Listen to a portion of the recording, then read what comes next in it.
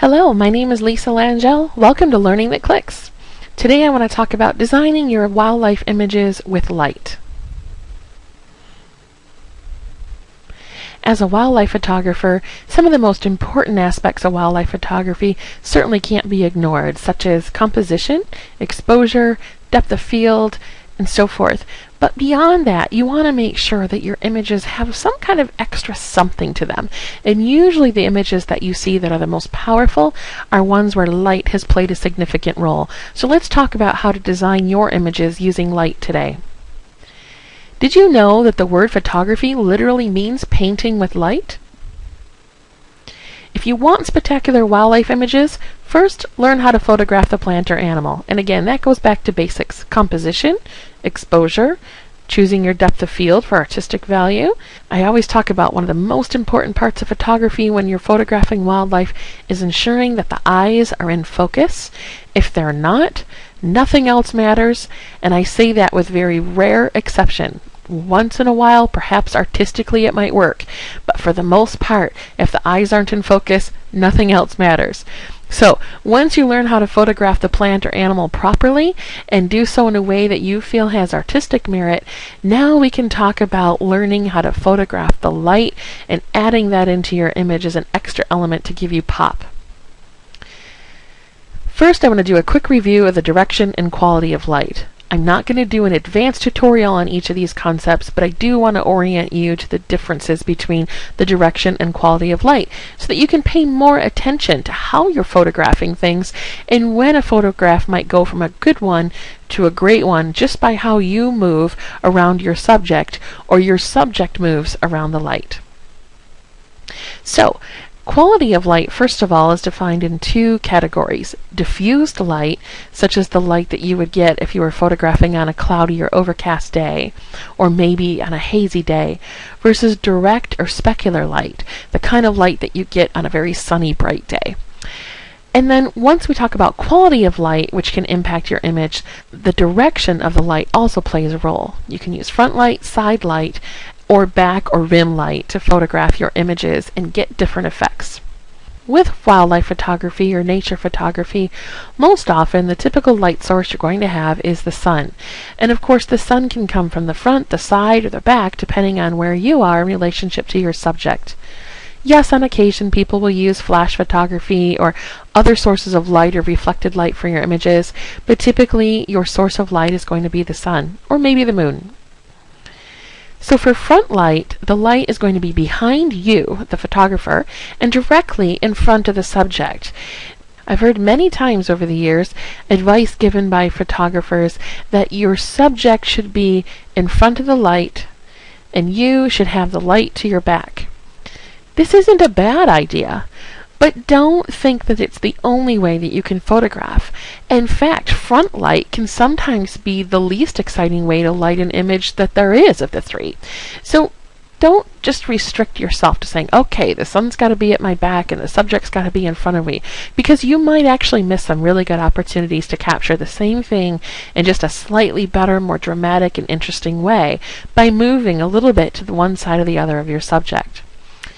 With front light, few shadows are typically visible on the subject.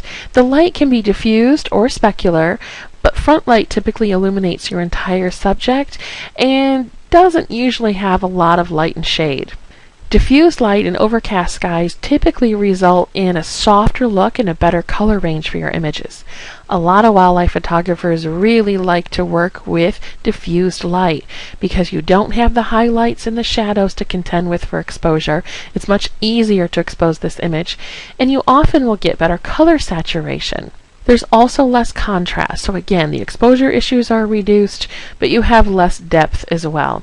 For example, in this bird, the eye looks as evenly lit as does the breast back here, when actually there's probably about 1.5 inches or 2 inches difference between here and here, but it's very difficult to see that depth.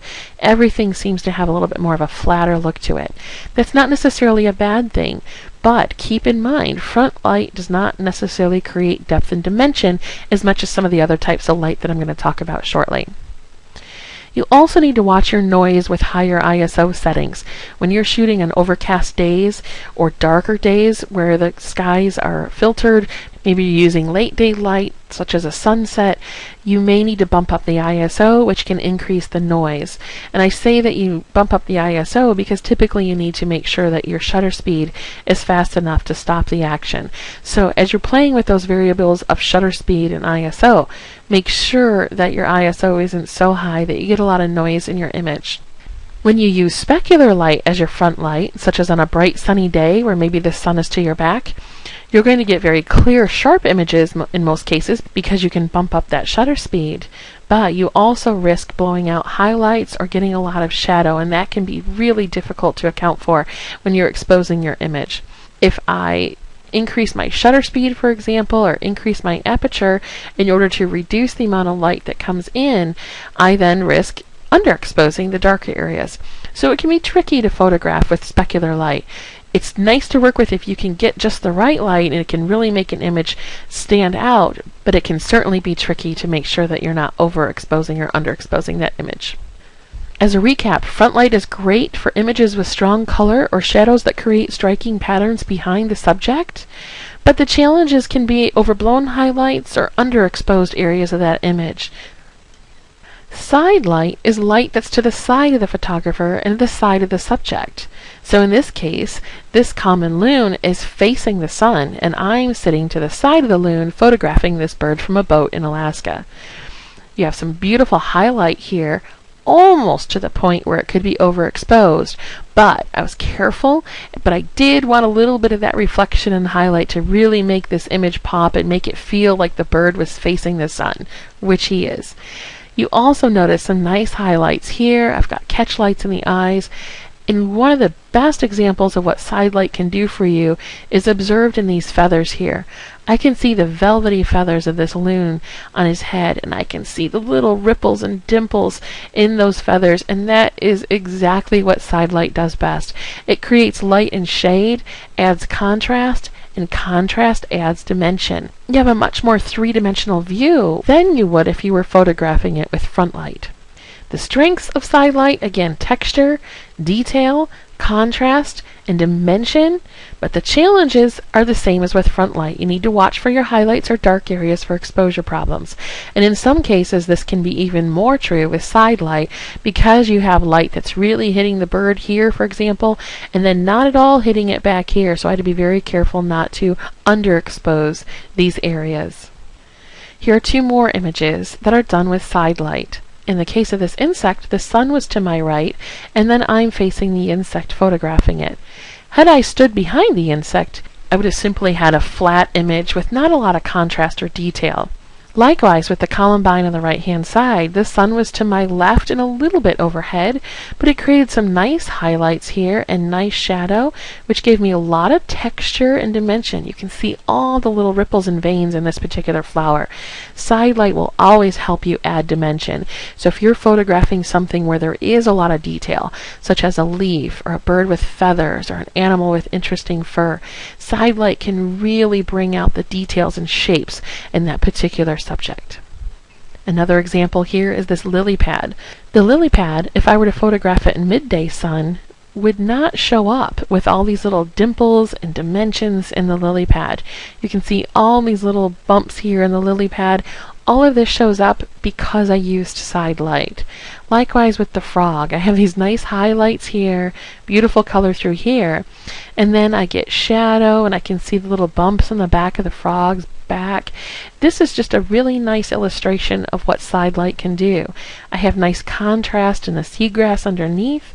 I've got this little snail here where you can see how the side light has brought out the highlights and the shadows in the shell. It gives everything texture and dimension. Side light in wildlife photography is probably my favorite type of light to use because it really adds dimension to your images. Always look for a way to shoot with side light if you have the opportunity to do so. Either wait for your subject to move or you move around your subject, even if it's just a little bit, to try to bring in some more of that texture and dimension. That'll really help your images. Lastly, I want to talk about rim light or backlighting. In this case, rim light is light that's to the front of the photographer and to the back of the subject. But it doesn't simply mean that you're going to get rim-lit images if you position your subjects that way. You really have to be thoughtful about it and use subjects that are conducive for rim lighting. So I'll talk about that briefly. But in this case, I've got my subject in the center, which is a lesser goldfinch, and then I've got my sun at the back of the goldfinch, and I am facing the sun. So in this case, what I've done is I've let the bird move in such a way where these fine little feathers have caught the light, and you get this nice rim effect here. You also get rim lighting in the stems of the flowers and leaves as well. This was my goal in this particular image, and I wanted to have that sense of early morning when I took this image, and I think that's conveyed well with this rim light. That said, not all photographs will be conducive to rim light. You have to position it in such a way that you get that nice little glow around the edges. Other times, if the light isn't strong enough, you're simply going to get a backlit image, which may result in a silhouette. That's not necessarily a bad thing. Silhouettes can be absolutely gorgeous. But rim light is where that light interacts with your subject in such a way and at just the right angle so you get that nice, beautiful white rim around your edge. Here's another example of rim light where I'm in front of this snowy plover, and the plover is between me and the sun.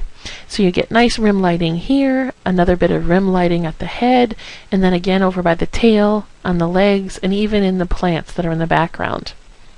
Now, in the cases of rim light, when you're photographing, your camera can't always see all the depth of light that you can. And so sometimes in post-processing, you have to work to restore some of the light here so that you can see the image the way your eye saw the image. So for example, here's an image of a pomegranate. This is how it was originally photographed. Notice how it's much darker on this side, but I do have the rim and side lighting here. But I wanted to bring it back to how I saw it when I was out in the field. So using mid-tone levels, I restored some of the light in this area to bring about more of the color and have this image look more like how I remembered seeing it when I photographed it. Rim lighting can also be used to isolate a subject and put focus on it. As you know, our eyes are drawn to light and shadows in images, and so by allowing this lupine to be highlighted with the rim light, I've put the focus on it, even though there are dozens of other Mexican poppies in this scene. My eye eventually goes to those poppies, but it always comes back to that lupine, as if it's trying to tell me that this is the one thing I really want you to focus on. And it gives you an extra little special dimension to images, and creates a different sense of emotion and meaning in that particular image than if that lupine wasn't there, or if it wasn't rim lit. And don't forget, rim lighting works well if you're not photographing wildlife, maybe you're photographing people. It just adds a little something extra to your images to make them pop. I hope this has been helpful. I appreciate you spending time with me today. I wish you well, and happy clicking. Take care.